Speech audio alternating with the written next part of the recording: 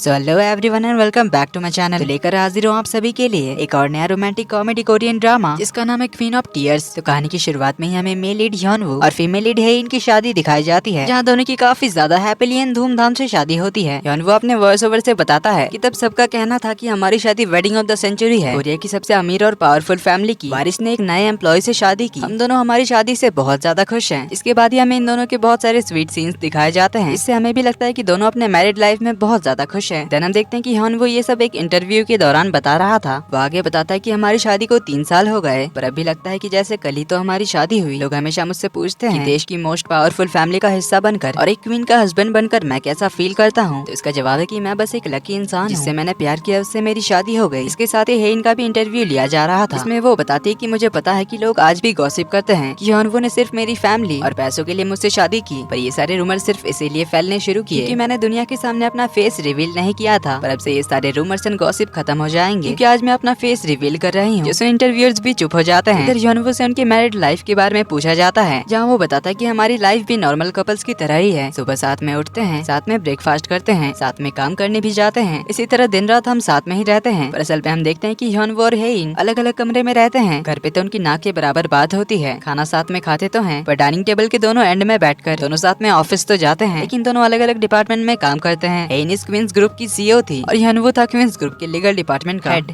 यानी वो एक लॉयर है। पर ये सब बताते हुए ह्योनवू का भी चेहरा एक पल के लिए उतर जाता है, पर फिर अपने चेहरे पर फेक स्माइल लाते हुए कहता है कि हम दोनों दिन रात एक साथ ही रहते हैं, इससे मैं बहुत ज्यादा खुश हूँ। इधर हेइन से उनके पहली मुलाकात के बारे में पूछा जाता है, तो हेइन बताते हैं कि 5 साल पहले मैं अब्रॉड से वापस आई थी। तब मैंने क्वींस ग्रुप ज्वाइन किया, एक इंटर्न बनकर, बिल्कुल किसी अंडरकवर एजेंट की तरह, क्योंकि मेरी असली आइडेंटिटी के बारे में किसी को भी पता नहीं था। पर हेइन को तब कोई काम नहीं आता था, उसे तो फोटोकॉपियर भी चलाना नहीं आता था। अब मशीन ऑन नहीं हो रही थी, इसलिए हेइन तो उसे लात मारने लग जाती है। इसे तब ह्योनवू ने देखा था, तो वो आकर मशीन ऑन कर देता है। इसी तरह ह्योनवू ने बहुत बार हेइन की मदद की थी। हेइन कहती कि मुझे समझने में देर नहीं हुई कि ह्योनवू मुझे लाइक करता है, इसलिए मेरी मदद करने के बहाने मुझसे फ्लर्ट कर रहा है। पर जब उनकी पहली मुलाकात के बारे में ह्योनवू से पूछा जाता है, तो वो भी इसी इंसिडेंट से शुरू करता है और बताता है कि ऐसा कुछ नहीं था। हेइन फोटोकॉपियर को बहुत लात मार रही थी, तो मुझे चिंता थी उस फोटोकॉपियर की। पर इतनी बार हेइन की मदद करने के बाद मुझे हेइन के लिए भी फिक्र होने लगी, क्योंकि तब वो बस एक न्यू इंटर्न थी और उसे कुछ नहीं आता था। वो हर काम में गलती करती थी, इसीलिए सब लोग उसके बारे में गॉसिप करते थे। पर तब तक हेइन भी ह्योनवू को लाइक करने लगी थी। ह्योनवू को हेइन के बारे में गॉसिप सुनकर बिल्कुल भी अच्छा नहीं लगता था, इसीलिए एक दिन वो हेइन से कहता है अब ये गलती करना बंद करो वरना तुम्हें कंपनी से निकाल दिया जाएगा। हेइन कहती है मुझे फर्क नहीं पड़ता। इस पे ह्योनवू कहता है कि अगर तुम किसी दूसरे कंपनी में भी गई तो वहाँ से भी तुम्हें निकाल देंगे अगर तुम ऐसे ही काम करती रही तो। हेइन कुछ कहने जाती है उससे पहले ह्योनवू कहता है जब भी कोई सुपीरियर तुम्हें डांटता है तो मुझे दिल से बुरा लगता है, मुझे तुम्हारी बहुत फिक्र होती है। उस दिन हेइन उससे कहती है कि पर तुम्हें मेरे लिए दिल से बुरा क्यों लगता है, तुम्हें मेरी इतनी फिक्र क्यों होती है। इस पे ह्योनवू से कुछ कह नहीं पा रहा था। हेइन कहती कि जब मुझे डांट पड़ती है तो भला तुम्हें क्यों मेरी फिक्र होती है। ह्योनवू तो नर्वस होने लगता है। जो हेइन उससे कहती है कि अच्छे से इस बारे में सोचना और फिर मुझे बताना ऐसा क्यों होता है। ये बोलकर वो चली जाती है। फिर रात को ऑफिस बंद होने के बाद हेइन बाहर अपने ड्राइवर को कॉल करके आने के लिए कहती है। बहुत बारिश हो रही थी, तभी ह्योनवू यहाँ पर आता है और उससे पूछता है कि क्या तुम्हारे पास अम्ब्रेला नहीं है। हेइन कहती नहीं, तो ह्योनवू से अपना अम्ब्रेला ऑफर करता है और कहता है कि तुम्हें हमेशा मदद की जरूरत पड़ती है और तुम्हें परेशान देखना मुझे अच्छा नहीं लगता। उसने हेइन उससे पूछते कि पहले तो तुम्हें मेरी फिक्र होती थी और अब तुम मुझे परेशानी में देख नहीं सकते, ऐसा क्यों। ह्योनवू से हिम्मत करके बताने लगता है कि मैंने तुम्हें इस बारे में नहीं बताया था क्योंकि मुझे लगा था कि तुम इससे अनकंफर्टेबल फील करोगी, बट मैं तुम्हें बताना चाहता हूँ कि मैं सियोल नेशनल यूनिवर्सिटी के लॉ स्कूल का ग्रेजुएट हूँ। मेरा घर है योंगदुरी टाउन में, जहाँ मेरी फैमिली रहती है। मेरे पेरेंट्स पूरे टाउन में बहुत रिस्पेक्टेड हैं। हमारे पास 35 से भी ज्यादा गाय है और मैंने यहाँ शहर में 2 साल के लिए एक अपार्टमेंट लीज पे भी लिया है, यानी मुझे हर महीने रेंट पे करने की भी चिंता नहीं है। तुम्हें लग रहा होगा कि मैं ये सब क्यों बता रहा हूँ, मेरा मतलब बस यही था कि मेरे पास अच्छे खासे कुछ सेविंग्स हैं। हेइन पूछते फिर तुम कहना क्या चाहते हो। ह्योनवू कहते कि अगर तुम्हें इस जॉब से निकाल भी दिया गया और अगर आगे तुम्हें कोई जॉब नहीं मिली तब भी मैं तुम्हारा ख्याल रख सकता हूँ। जिसने हेइन थोड़ी सरप्राइज्ड होती है। ह्योनवू कहता है कि ऑनेस्टली कहूँ तो मैं हमेशा से ही यही चाहता था कि मेरी फ्यूचर वाइफ भी जॉब करे, पर अगर वो तुम होगी तो मैं अकेले भी जॉब करके हमारा घर चला लूंगा। हेइन तो उसका कन्फ्यूजन सुनकर शॉक्ड रह जाती है। उसे कुछ कहने जाती है पर उससे पहले ही ह्योनवू से कह देता है कि मैं तुम्हें लाइक करता हूँ। अब हेइन भी उसे कोई जवाब नहीं दे पा रही थी। जिसने ह्योनवू कहता है कि तुम्हें आज जवाब देने की कोई जरूरत नहीं है, इसीलिए ज्यादा प्रेशर मत लेना। ये बोलकर उसे अपना अम्ब्रेला देता है और कहता है कि भीगना मत। हेइन उसे अम्ब्रेला नहीं ले रही थी, उसे कुछ कहने जाती है, उससे पहले ही ह्योनवू कहता है कि अपना ख्याल रखना और ये बोलकर वो बारिश में ही निकल जाता है। उसे जाते हुए देखकर हेइन कहती है कि मैं तो कह रही थी कि मेरा ड्राइवर मुझे पिक करने के लिए आने वाला है। पर इसके बाद तो हेइन और ज्यादा इम्प्रेस हो गई थी और ह्योनवू को लाइक करने लगी थी। कमिंग बैक टू प्रेजेंट, हेइन बताती है कि ऐसे हमारी लव स्टोरी की शुरुआत हुई थी। हमने काफी टाइम तक डेट किया, पर जैसे उसे मेरी फैमिली के बारे में पता चला वो रिजाइन देकर अपने होम टाउन चला गया। मेरे कॉल्स इग्नोर करने लगे, मुझसे बात करना बंद कर दिया। फ्लैशबैक में हम देखते हैं यॉनवू अपने रूम में था और हेइन को ही याद कर रहा था। तभी उसके फोन पर हेइन का मैसेज आता है जिसमें वो यॉनवू को बाहर आने के लिए कहती है। तभी यॉनवू को हेलीकॉप्टर की आवाज सुनाई देती है। बाहर आकर देखता है तो उनके खेत में एक हेलीकॉप्टर लैंड करता है जिसमें से हेइन निकलती है, जिसे देख टाउन के सब लोग तो हैरान रह जाते हैं। दोनों एक दूसरे के आमने सामने होते हैं। हेइन चिल्लाकर कहती कि क्या तुम मुझे ऐसे ही छोड़ दोगे। अब यॉनवू भी उससे बहुत प्यार करता था, इसलिए वो भाग कर जाता है उसे गले लगा लेता है। इससे दोनों ही बहुत खुश होते हैं। कमिंग बैक टू प्रेजेंट, यॉनवू बताता है कि उस दिन हेइन को देखकर ऐसा लगा था कि वो हेवन से उतरी कोई एंजल है, इतनी ज्यादा ब्यूटीफुल थी। इंटरव्यूअर पूछते कि पहले ब्यूटीफुल लगती थी यानी कि अब नहीं लगती।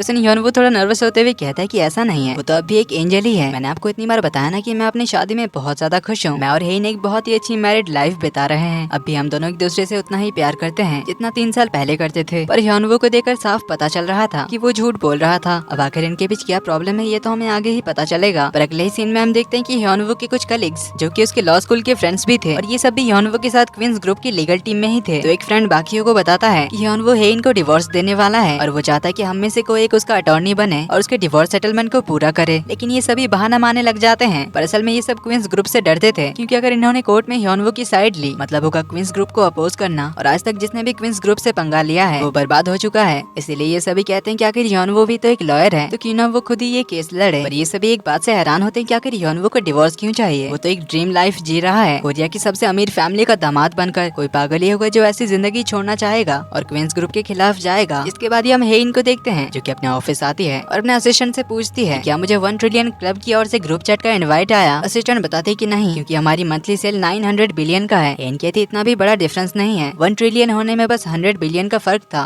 और एक इंटरनेशनल ब्रांड है हर्षाइना करके जो सिर्फ उन्हीं कंपनीज के साथ कोलैबोरेट करता है जो इस 1 ट्रिलियन क्लब में होता है। इसीलिए हेइन डिसाइड करती है कि जिन ब्रांड्स का अच्छा सेल नहीं होता वो उन सारे ब्रांड्स को अपनी कंपनी से कट ऑफ कर देगी। तो हेइन तुरंत एक मीटिंग बुलाती है जहाँ से उनके कंपनी के उन सारे ब्रांड्स का नाम मिल जाता है जिनकी सेल कम है। वो इन सारे ब्रांड्स को बंद करने का ऑर्डर देती है। पर एक डायरेक्टर बताते हैं कि हमने लीगल टीम से बात की इस बारे में, लेकिन उन्होंने मना कर दिया कि हम इन ब्रांड्स को ऐसे अचानक बंद नहीं कर सकते। हेइन गुस्से में पूछते कि किसने कहा। तो डायरेक्टर बताते हैं कि मिस्टर यॉनवू ने। जिसके अगले ही सीन में हेइन की असिस्टेंट यॉनवू के डिपार्टमेंट में जाती है और उसे बताते हैं कि सीईओ आपसे मिलना चाहती है। यॉनवू कहता है कि मैं अभी मीटिंग में हूँ, थोड़ी देर बाद जाऊंगा। पर तभी एक दूसरा डायरेक्टर आकर बताता है सीईओ काफी अपसेट है इसीलिए आपको जल्दी से आने के लिए कहा है। यॉनवू का वहाँ पे जाने का बिल्कुल भी मन नहीं था। यॉनवू काफी चिढ़ा हुआ भी था पर फिर भी वो चला जाता है। जहाँ हेइन उससे पूछते कि आखिर हम उन ब्रांड्स को क्यों नहीं बंद कर सकते जो हमारे लिए प्रॉफिटेबल नहीं है। यॉनवू उसे बताता है कि उन सारे ब्रांड्स ने बहुत सारे पैसे इन्वेस्ट किए हैं, हम उन ब्रांड्स को ऐसे ही बंद करके नहीं निकाल सकते। हेइन कहती कि उन सारे ब्रांड्स के खिलाफ लॉ सूट फाइल करो। यॉनवू कहता है कि इसका कोई फायदा नहीं होगा, हम उनसे जीत नहीं सकते। अभी लॉज बहुत बदल चुके हैं, बड़े बड़े डिस्ट्रीब्यूटर्स अपने पावर्स का मिसयूज ना करें, इसके लिए बहुत सारे नियम बनाए गए हैं। सुन हेइन पूछते कि क्या तुम्हें लगता है कि मैं अपने पावर्स का मिसयूज कर रही हूँ। यॉनवू कहने जाता है कि मेरा ऐसा कोई मतलब नहीं था। पर उसे रोकते हुए हेइन कहते कि क्या तुम्हें लगता है कि हमारी कंपनी कोई नॉन प्रॉफिट ऑर्गेनाइजेशन है, ब्रांड से हमें कोई प्रॉफिट ना हो उन्हें हम फिर भी अपने साथ रखें और अपना खुद का नुकसान करें। यॉनवू बताता है कि सेल्स डिपार्टमेंट में गड़बड़ी है, वो लोग उन ब्रांड्स को ज्यादा प्रमोट नहीं करते, इससे लोगों को उन ब्रांड्स के बारे में पता ही नहीं चलता, जिस वजह से उनकी सेल्स कम होती है। इसके लिए भी वो ब्रांड्स हमारे खिलाफ कंप्लेंट कर सकती है। वो लोग मीडिया में भी जा सकते हैं, इवन हमारे खिलाफ केस भी कर सकते हैं, जिससे हमारे लिए प्रॉब्लम और ज्यादा बढ़ जाएगी। इससे अच्छा होगा कि हम उन ब्रांड्स को हेल्प करें, उन ब्रांड्स को अच्छे से प्रमोट करने में, जिससे हमारी सेल्स बढ़ सके। उसने हेइन से कहती कि मिस्टर यॉनवू क्या मैंने आपसे कोई एडवाइस मांगी, मैं आपको बता रही हूँ उन ब्रांड्स को बंद करने के लिए। अगर वो लोग नहीं मानते तो उन पे केस करो और उनके खिलाफ केस जीतो, जो आपकी लीगल टीम की जिम्मेदारी है। यॉनवू को काफी गुस्सा तो आता है पर फिर भी वो यस मैम कहता है। उसके बाद हेइन चली जाती है तो यॉनवू भी उसके बाद चला जाता है। वो लिफ्ट में जाता है तभी उसके पास हेइन आती है जो लिफ्ट बंद कर देती है। उसे कहती है कि क्या तुम्हें बहुत ज्यादा जल्दी है दूसरों के सामने ये दिखाने की कि हम दोनों में बनती नहीं है। यॉनवू कहता है कि हमारे रिलेशनशिप से इसका कोई लेना देना नहीं है। इस पे हेइन कहते हैं कि तभी तुम मेरे खिलाफ जा रहे हो, मैं जिस स्टोर मैनेजर को निकालने वाली थी तुमने पहले उसे मेरे बारे में वार्निंग दे दिया। यॉनवू कहता है कि वो मैनेजर हमारे साथ बहुत पहले से काम करते हैं, वो अब भी बहुत हार्ड वर्किंग है, छोटी सी गलती के लिए उन्हें निकालना सही नहीं है। जिसने हेइन कहती कि तुम कुछ ज्यादा ही काइंड हो और तुम्हें दूसरों की इतनी ज्यादा फिक्र है, क्या तुम उनके लिए कोई हीरो बनना चाहते हो? दूसरों के बारे में सोचना छोड़ो और अपने करीबियों के बारे में सोचो। यॉनवू कहता है क्या तुम अपनी बात कर रही हो? अगर हाँ तो क्या तुम्हें लगता है कि हम दोनों के बीच कोई ऐसा करीबी रिश्ता है? हेइन के पास इसका कोई जवाब नहीं होता। यॉनवू कहता है कि मुझे तुमसे कुछ बात करनी है, 1 घंटे में मुझे लॉन्च में आकर मिलो। हेइन ठीक है कहकर गुस्से में चली जाती है तो यॉनवू उसके आने का इंतजार करने लगता है, लेकिन 1 घंटे से शाम हो जाती है, फिर रात हो जाती है। इसीलिए यॉनवू अपने केबिन में लौट आता है जहाँ हम देखते हैं कि वो अपना डिवोर्स पेपर तैयार करता है। इसी के साथ ही पार्ट 1 का एंड यहीं पर होता है। तो आखिर इन 3 सालों में ऐसा क्या हो गया जो अपने शादी तक एक दूसरे से इतना प्यार करते थे पर आज डिवोर्स की नौबत आ गई, देखेंगे हम अगले पार्ट्स में। तो वीडियो पसंद आई तो वीडियो को लाइक कर देना, चैनल पर पहली बार आए तो do subscribe and hit the bell icon. जल्दी ही मिलते हैं अगले पार्ट में, तब तक के लिए take care and bye bye.